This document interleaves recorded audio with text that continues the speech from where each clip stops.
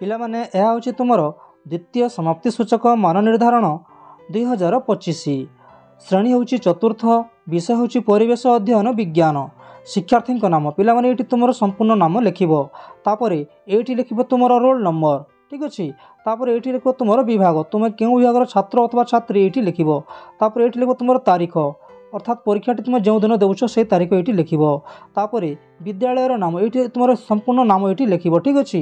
ତାପରେ ବ୍ଲକ, ଏଇଠି ଲେଖିବ ତୁମର ବ୍ଲକ, ତୁମେ କେଉଁ ବ୍ଲକରେ ତୁମର এই ବିଦ୍ୟାଳୟଟି ଅଛି ତୁମେ ଏଇଠି ଲେଖିବ। ତାପରେ ଏଇଠି ଲେଖିବ ତୁମର ଜିଲ୍ଲା, ତୁମେ କେଉଁ ଜିଲ୍ଲାରେ ତୁମର ବିଦ୍ୟାଳୟଟି ଅଛି ଏଇଠି ତୁମେ ଜିଲ୍ଲାର ନାମ ଲେଖିବ। ତାପରେ ପିଲାମାନେ ଏହା ହେଉଛି ଲିଖିତ ପରୀକ୍ଷା, ସମୟ ହେଉଛି ମାତ୍ର 45 ମିନିଟ୍। ତାପରେ ପୃଷ୍ଠା ସଂଖ୍ୟା ହେଉଛି 4, ପ୍ରଶ୍ନ ସଂଖ୍ୟା ହେଉଛି 13 ଏବଂ ପୂର୍ଣ୍ଣ ସଂଖ୍ୟା ହେଉଛି 20। ମାତ୍ର 20 ମାର୍କର ପରୀକ୍ଷା ତୁମେ ଏବେ ଦେଉଛ, ଠିକ୍ ଅଛି। ତାପରେ ଦେଖିବା କେଉଁ ସବୁ ପ୍ରଶ୍ନ ଅଛି। ପ୍ରଥମ ପ୍ରଶ୍ନ,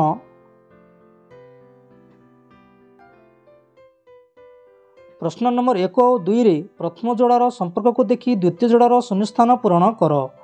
ଏଇଠି ଅଛି ଭାତ ଶ୍ୱେତସାର, ସୋୟାବିନ୍ କ'ଣ ହେବ? ଏହାର ସଠିକ୍ ଉତ୍ତରଟି ହେଉଛି ପୁଷ୍ଟିସାର। ଏଇଠି ଲେଖିବ ପିଲାମାନେ ତୁମେ ପୁଷ୍ଟିସାର, ଠିକ୍ ଅଛି। ତାପରେ ନକ୍ଷତ୍ର ସୂର୍ଯ୍ୟ ଅଛି, ତାପରେ ଏଇଠି ଗ୍ରହ ଅଛି, ତାପରେ ଏଇଠି ତୁମେ ଲେଖିବ ପୃଥିବୀ, ପୃଥିବୀ କିମ୍ବା ଅନ୍ୟ ଏକ ଗ୍ରହର ତୁମ ନାମ ବି ଲେଖିଦେଇପାରିବ ପିଲାମାନେ, ଠିକ୍ ଅଛି। ବୁଧ ଲେଖିପାର, ଶୁକ୍ର ଲେଖିପାର ଇତ୍ୟାଦି, ଗୋଟେ ଗ୍ରହର ନାମ ଲେଖିବ, ଠିକ୍ ଅଛି। ପରବର୍ତ୍ତୀ ପ୍ରଶ୍ନ, ପ୍ରଶ୍ନ ନମ୍ବର 3 ଓ 4ରେ ଅଲଗାଟିକୁ ଚିହ୍ନଟ କର, ଠିକ୍ ଅଛି। ପଦାର୍ଥ ଅବସ୍ଥା ଦୃଷ୍ଟିରୁ ପଥର, କାଠ, ଚୁଡ଼ି, ତେଲ। ତେବେ ଏଥିରୁ ଅଲଗା ବସ୍ତୁଟି କେଉଁଟି?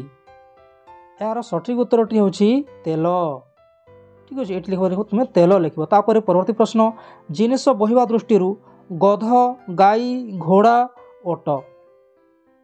ତୁମେ ଏଇଠି ଲେଖିବ ପିଲାମାନେ 4 ନମ୍ବର ଗାଈ, ଠିକ୍ ଅଛି, ଗାଈ ଲେଖିବ। ତାପରେ ପରବର୍ତ୍ତୀ ପ୍ରଶ୍ନ ଦେଖିବା।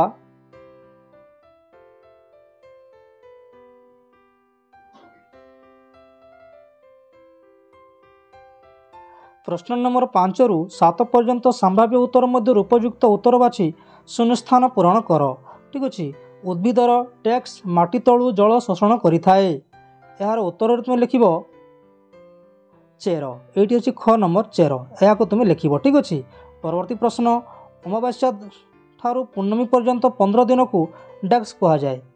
ଏହାର ସଠିକ୍ ଉତ୍ତରଟି ହେଉଛି 6 ନମ୍ବର, ତୁମେ ଲେଖିବ ଶୁକ୍ଳ ପକ୍ଷ। କ ନମ୍ବର ଅଛି ଶୁକ୍ଳ ପକ୍ଷ, ଏହାକୁ ତୁମେ ଏହି ଶୂନ୍ୟସ୍ଥାନରେ ଲେଖିବ, ଠିକ୍ ଅଛି। ପରବର୍ତ୍ତୀ ପ୍ରଶ୍ନ, ଖରା ଦିନେ ଆଇସ୍କ୍ରିମ୍ ଶୀଘ୍ର ତରଳିଯାଏ, କାରଣ କ'ଣ ପିଲାମାନେ? ବାୟୁମଣ୍ଡଳ ଗରମ ଥିବାରୁ। କ ନମ୍ବର, ଠିକ୍ ଅଛି। ଏହାକୁ ତୁମେ ଏହି ଶୂନ୍ୟସ୍ଥାନରେ ଲେଖିବ, ଠିକ୍ ଅଛି। ପରବର୍ତ୍ତୀ ପ୍ରଶ୍ନ,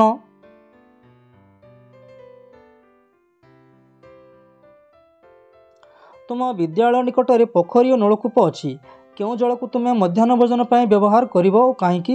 ଲେଖ। ଏହାର ଉତ୍ତରରେ ତୁମେ ଲେଖିବ ପିଲାମାନେ ନଳକୂପ ଜଳ।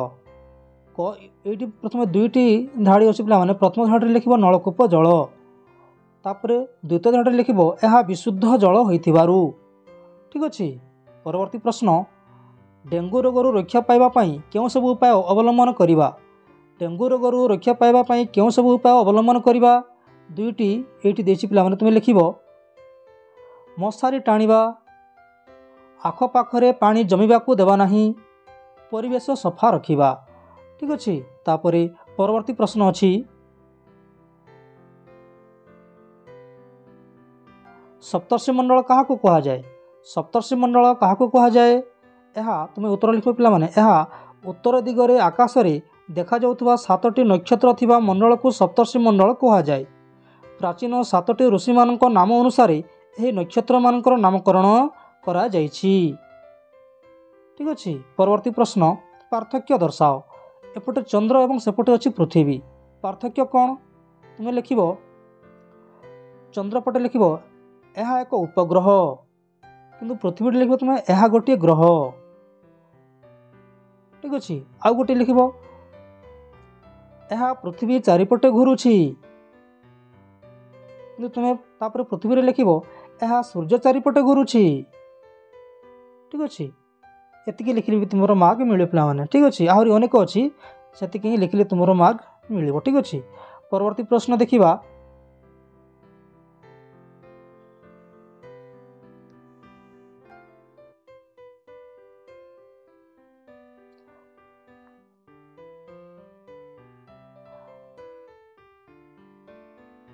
ପାଗ କହିଲେ କ'ଣ?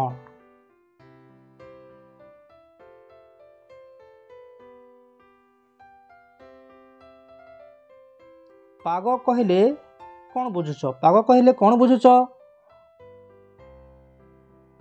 ପିଲାମାନେ? ଏହାର ଉତ୍ତର ତୁମେ ଲେଖିବ କୌଣସି ଏକ ଦିନର ଏକ ସମୟରେ ବାୟୁମଣ୍ଡଳର ଅବସ୍ଥାକୁ ପାଗ କୁହାଯାଏ। ଆଉ ଥରେ କହୁଛି ପିଲାମାନେ, କୌଣସି ଏକ ଦିନର ଏକ ସମୟରେ ବାୟୁମଣ୍ଡଳର ଅବସ୍ଥାକୁ ପାଗ କୁହାଯାଏ। ଠିକ୍ ଅଛି, ପରବର୍ତ୍ତୀ ପ୍ରଶ୍ନ। ପୂର୍ଣ୍ଣମୀ ଠାରୁ ଅମାବାସ୍ୟା ପର୍ଯ୍ୟନ୍ତ ଚନ୍ଦ୍ରର ଆକୃତିରେ ପରିବର୍ତ୍ତନକୁ ଚିତ୍ର ଦ୍ୱାରା ଦର୍ଶାଅ।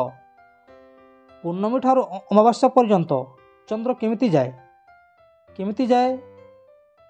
ଛିଣ୍ଡି ଛିଣ୍ଡି ଯାଏ, ଧୀରେ ଧୀରେ କଳା ହୋଇଯାଏ ଏବଂ ଅମାବାସ୍ୟା ଦିନ ସମ୍ପୂର୍ଣ୍ଣ କଳା ହୋଇଯାଏ ପିଲାମାନେ। ଠିକ୍ ଅଛି, ପ୍ରଥମେ ପୂର୍ଣ୍ଣମୀ ଅର୍ଥାତ୍ ସମ୍ପୂର୍ଣ୍ଣ ଏଇଠି ଗୋଟିଏ ଚିତ୍ର ଅଙ୍କନ କରିବ, ରାଉଣ୍ଡର ବ୍ୟବହାର କରିବ ପିଲାମାନେ। ଠିକ୍ ଅଛି, ଛୋଟ ଚିତ୍ର। ତାପରେ ସମ୍ପୂର୍ଣ୍ଣ 5ଟି ପ୍ରଥମେ କାଟିଦେବ। ଠିକ୍ ଅଛି, 3, 4, 5, 5ଟି ଆଙ୍କିଲା ପରେ ତାପରେ ତୁମେ ଅଙ୍କନ କରିବ।